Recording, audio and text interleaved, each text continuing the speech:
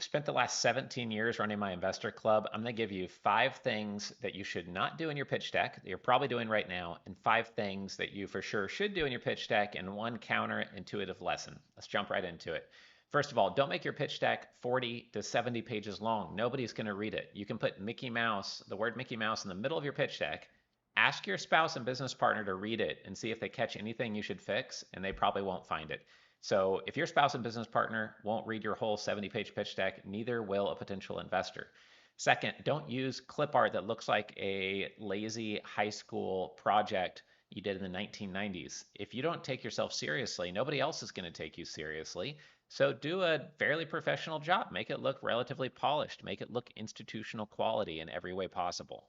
Next, don't have unrealistic valuations, unrealistic expectations on where your revenue is going to go. So many times people see just completely unrealistic pro formas and just kills your credibility and screams amateur hour. You have to put at least a moderate valuation or you'll give away your company, of course. But crazy valuations are just a big turnoff to sophisticated investors. A couple other quick things I wrote down I wanted to share with you is don't look like everybody else.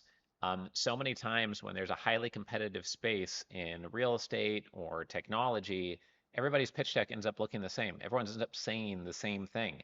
And that's the kiss of death because it just bores people to death.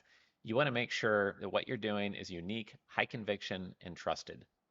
On things to do with your pitch deck, make sure you have a one pager that goes with your pitch deck and you don't only have a pitch deck. Make sure you have a one liner that in one sentence says why you're credible, exciting, why people should meet with you, and how it's completely different than everybody else in your space in a way that makes investors lean forward and hits them between the eyes with value.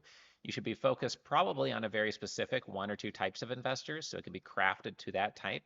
And they should hear that and say, wow, or yeah, I was looking for that, or I've never heard of someone doing that, or that's so refreshing because everybody else does this other thing. You should present your unique legal structure and offering within the pitch deck very clearly. Your one liner should be on the front page of your pitch deck. You should have a video from your founder presenting the main idea of your concept or offering in 3 minutes or less, even better if it's under 1 minute. That should be in the first 2 pages of your pitch deck, the top of your one pager. It should be on your website. Your pitch deck should be 12 to 19 pages long and get right to the sizzle, get right to the meat of what you're trying to convey and why you're a trusted high conviction investment option. So those are the 5 mistakes and 5 things you should do with your pitch deck. The one counterintuitive lesson I wanted to leave you with is that so many people are new to capital raising and they think it's all about the investment return. We're going to get you a 20x. This is the best deal you've ever seen. This deal has no risk.